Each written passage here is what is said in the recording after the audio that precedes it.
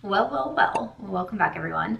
Today's video we have a part 2 of a recent video that I did talking about makeup products that I felt like outlasted their viral moments, and these products have become iconic or on their way to become iconic.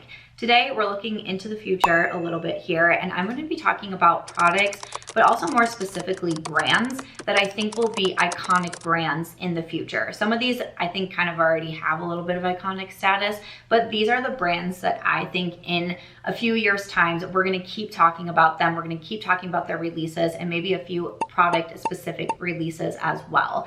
So when I did the first video, which you haven't seen part 1, there's going to be a little overlap in this video too, so I would definitely suggest watching that one. But I was talking in there about, even something like the Urban Decay palettes. When they were first coming out, I don't know if really anyone knew that Urban Decay could re-release that palette all these years later, and it would sell out as quickly as it did. So I wanted to put my thinking cap on, and I also had the help of my members for this channel as well. Shout out to my YouTube members. We have a group chat on Instagram, and I'm always like, hey guys, I'm thinking about making this video. What products do you think fall under this category? And they gave me a lot of really good suggestions. But this is us looking into the future of what we think that we'll be talking about in the next 5 years, 10 years, 15 years, what brands really stay the course and become iconic. And what kind of inspired this video, my comment section, but also I was getting ready the other day and I was using the Rare Beauty blushes. Specifically, I was using the new one, the matte bouncy blush, but also I think one of the most well-known, well-loved products from the Rare Beauty line is definitely their liquid blush, the Soft Pinch blush. This way outlasted its viral moment, and I kind of think Rare Beauty as a whole, there was a time where there was a lot of brands coming out and a lot of brands with celebrities as the faces of them. I'm thinking Rare Beauty, Fenty Beauty. And there was a while there where it was just kind of like, okay, yawn, another celebrity coming out with a brand, and this probably isn't going to go anywhere, and it's just going to be kind of have that cash grab feeling. Rare Beauty, and Fenty Beauty for that matter, but Rare Beauty doesn't seem to have that vibe. I'm sure some people will disagree with me, and that's okay. But to me, Rare Beauty doesn't seem to have that vibe, and it has the vibes of a longevity when it comes to surviving in the beauty world. Not every single launch that they come out with is the most spectacular thing and you're hearing every single person talk about it, but it's almost one of those brands that is still loud, is still out there, still has the good marketing, still, available at Sephora. But also at the same time, the releases feel a little bit on the quieter side. It's not shoved in your face. It's not over the top. They're not launching products every single week, which can get overwhelming. And you kind of know when Rare Beauty has a release that it's going to be a good release. And I think this is a brand that we will see in the next several years just becoming more and more iconic.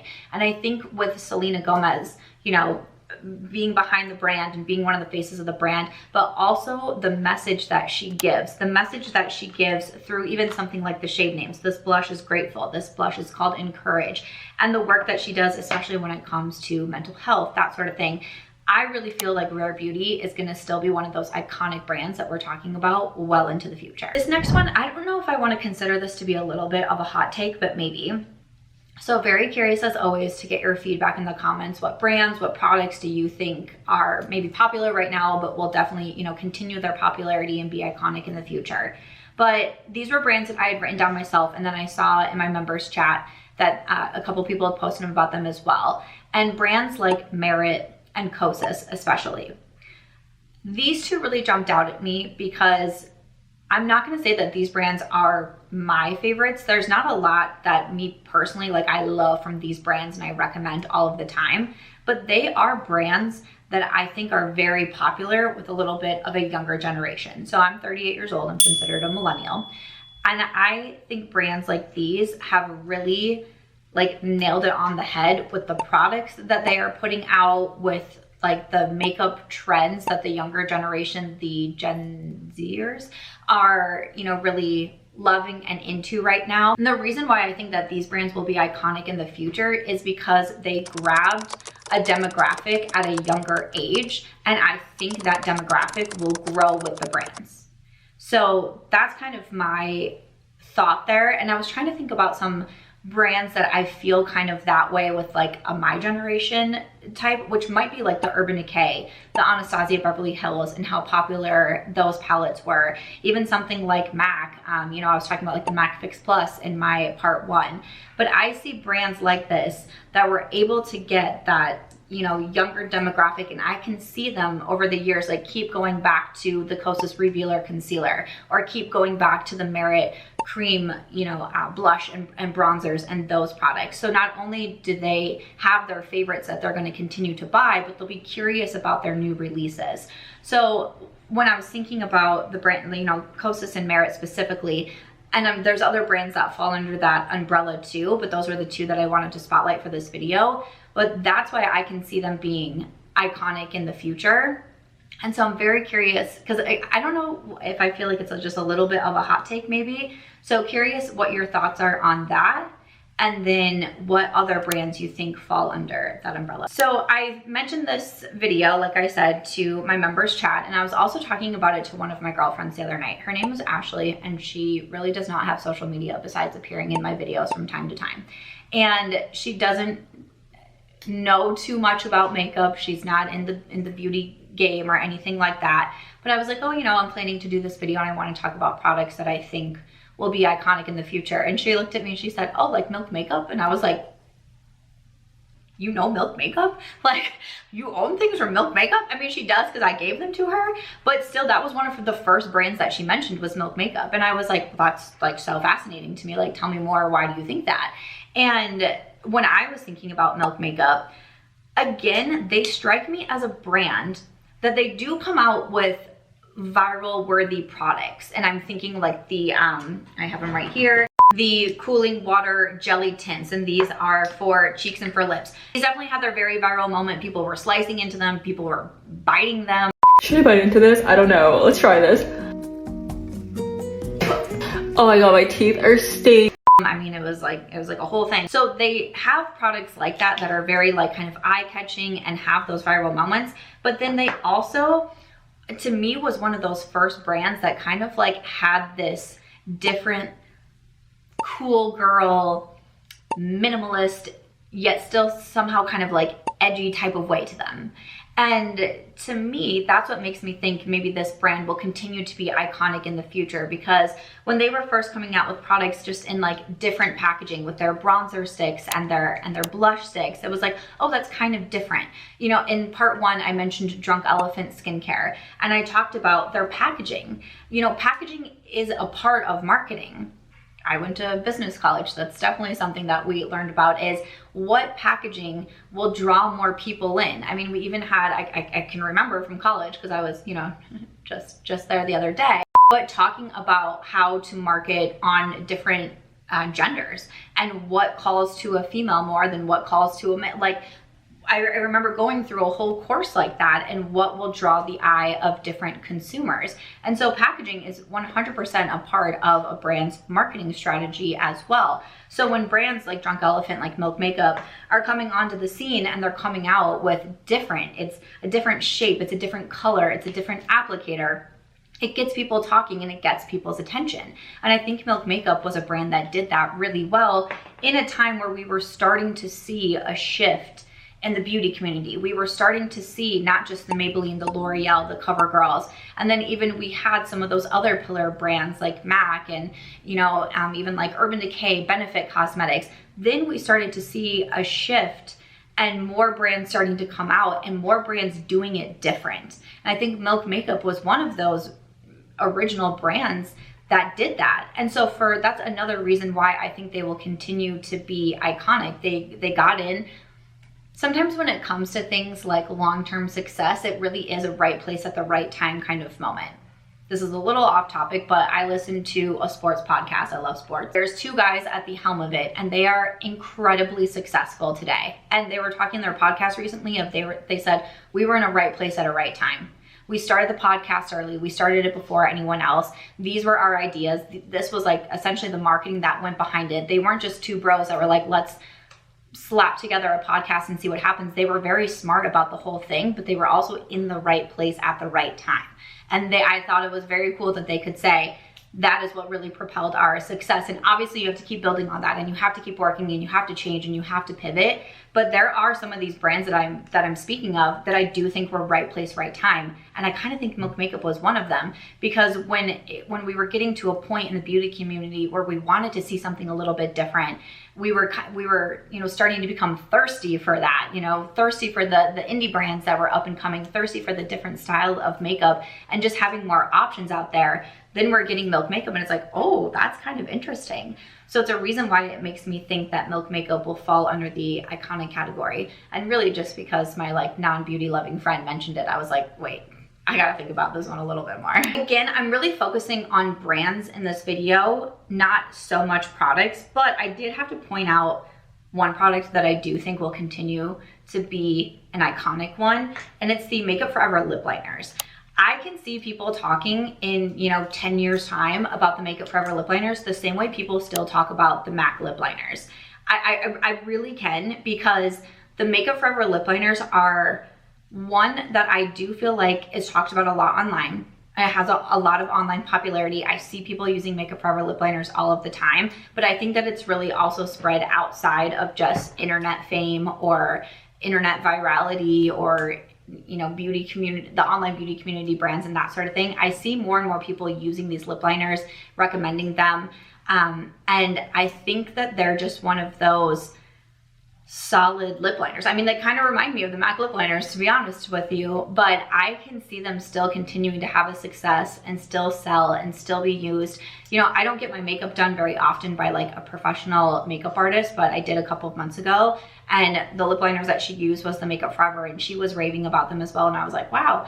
And I think at the time, because I think I mentioned in a video as well, that I was like, oh, I kind of felt for a while it was only people who really consumed a lot of beauty content online that were talking about the Makeup Forever lip liners. But the more that I look, listen, pay attention to, ask people what's in their makeup bags when I'm out and about, seeing what they have in there, Makeup Forever lip liners, I really feel like these are gonna be an iconic product. I also wanted to mention some fragrances. So in the members chat, Phlur and Ellis Brooklyn definitely got mentioned, and I wasn't super surprised to see that. I have a couple fragrances here from Phlur. I've been loving their Vanilla Smoke because I've recently found out something about myself is that I love to smell like a campfire, so that's very interesting to me. And then I also have Father Figure, which has been my travel fragrance. I just got back from a trip to Snoqualmie Falls. I took myself on a writer's retreat. If you don't know, I'm currently writing my 10th novel, which I'm very excited about. So I took a few days off and went up to the Pacific Northwest. I did a little get ready with me from my hotel room and talking about my writing journey and what it looks like writing my 10th book.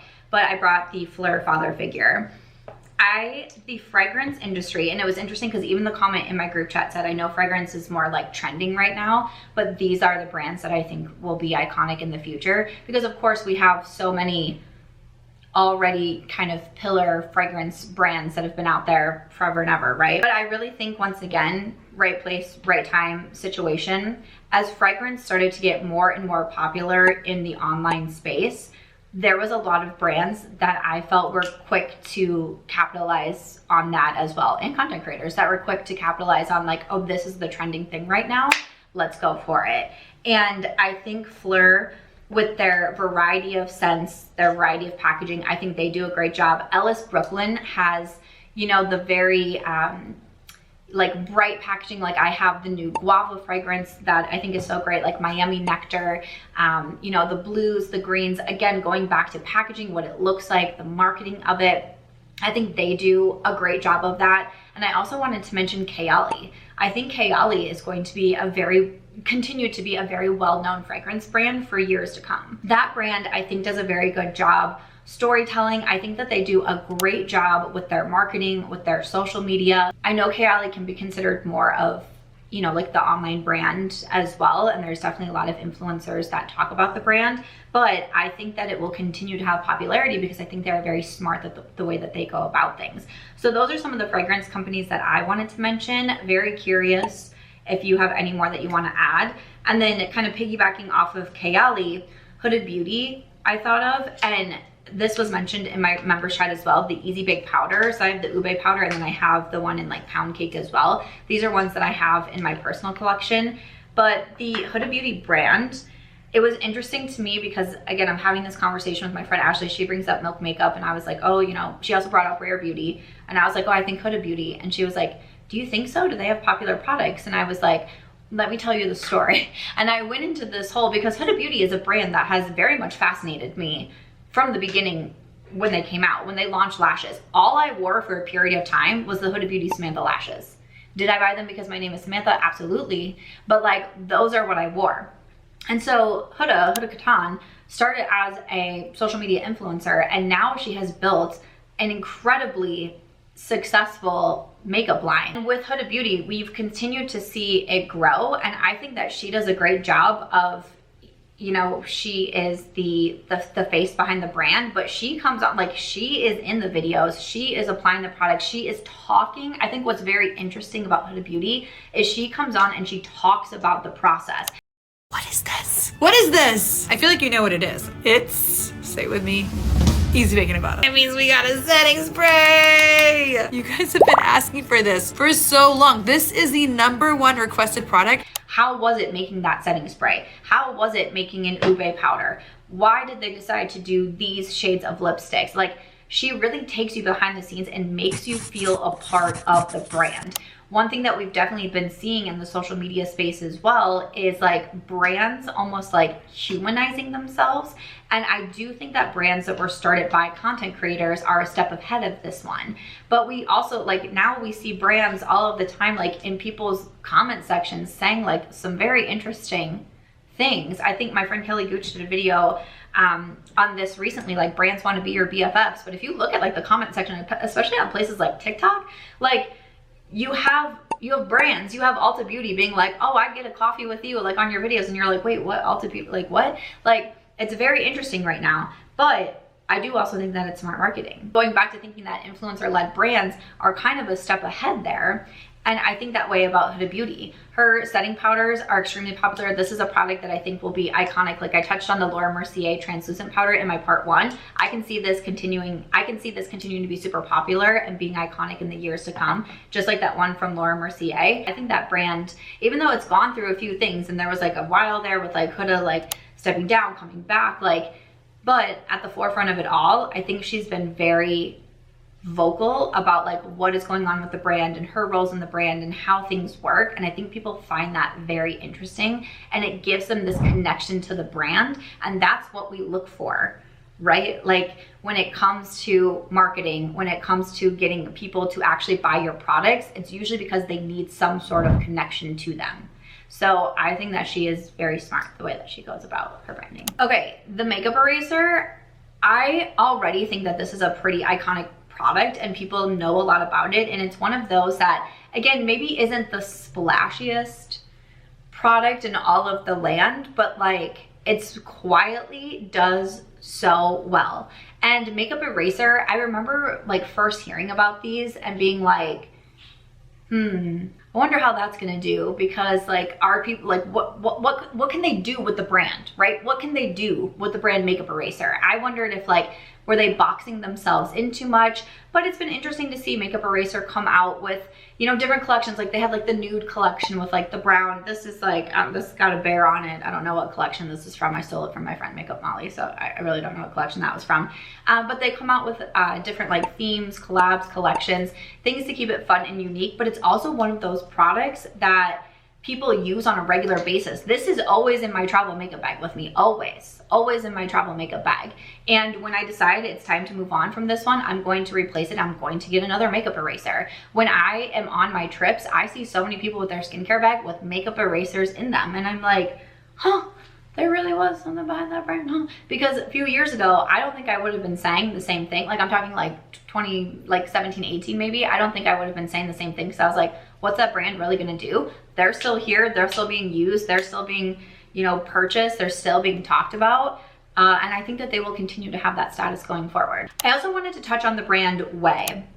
When Ouai came out, I believe that they came out more as like the hair care brand. Now they're, you know, like the website says, hair, body, and fragrance. They have body sprays, they have hair products, they have their hair mask is extremely popular. So this brand launched in 2016, again, kind of around that time where we were like looking for something a little bit different, right, in the beauty space. And it was started by a celebrity hairstylist, Jen Atkin.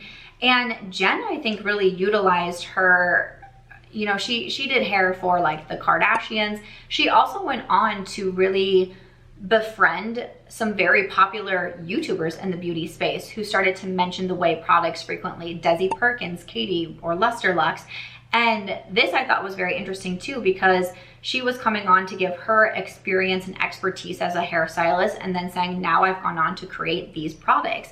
And we've been able to see that over the years. And I truly think people like this are so smart, where you take what you are well known as. I mean, look at the makeup artists, Makeup by Mario, Patrick Ta. I mean, of course, we have Natasha Denona and Pat McGrath. I mentioned them in part 1, but they were able to take their expertise as makeup artists, combine that with social media, get a platform out of it, and create very successful makeup brands from that. So we've seen this with hairstylists as well. We've been able to see it even more over the recent years of people branching off and starting their own brands. When the Ouai brand was coming out, again, I think the expertise mixed with the social media, mixed with good products, of course. Also, if you're coming out with terrible products, like, you're probably not gonna go very far. You know, mixed with the good products, I still like that Ouai hair mask is still so talked about. That's a product that I definitely think will be an iconic product from years to come. And it's a brand that I think will continue to be popular over the next several years. And lastly, I wanna finish this off with the brand Rhode. Okay, so I saw this mentioned in my group chat as well. And Rhode, to me, you know, newer brand, face of the brand is Hailey Bieber. There tends to be a lot of comparisons between Rare Beauty and Rhode, I think mostly because of the Selena Gomez and Hailey Bieber situation, which I'm not interested in getting into. But this is a very new brand. It launched in June of 2022. And when it came out, it was instantly focused on that clean girl aesthetic. So again, a lot of comparisons between Rare Beauty and Rhode, which I don't think are necessarily fair, because to me, Rare Beauty is much more like color cosmetics. I mean, obviously with like the blushes, the different lipsticks. Rare has launched eyeshadow palettes, which honestly didn't really perform that well. Versus Rhode, I think, just has a whole other aesthetic falling under the minimalist clean girl. But again, I honestly think Rhode was a few years too late. I think if that brand would have released more around 2016 to 2018, maybe even 2019, I think that it would have even had more success, because that's what kind of people were looking for right then. By the time 2022 rolled around, it was almost like okay, here's another clean girl minimalist makeup brand. Like, we have this, we've seen this. Again, we get thirsty for new things so fast. I've talked about this in videos where trends come and go so fast. Like, we can never just like be happy with like whatever's trending right now. It's like already we're trying to be 4 steps ahead of like what's gonna come next. And so I think launching in 2022, it was a little bit like, oh, okay, like here we go again. But you know, it's now 2025. The brand has continued to come out with products. They've continued to have successes. And I think that one thing that they did really well too was focus on products for skin prep. And I do think their timing was right on that, because all of a sudden we started to see brands coming out with all of the skin prep, and then skin prep became the next big trending thing. And so brands who already had some of those products out were already kind of moving in that direction. It was like, oh yes, like they were on it, they knew what was going on. And the product that I'm holding right here is their Glazing Milk. So this is their like facial essence.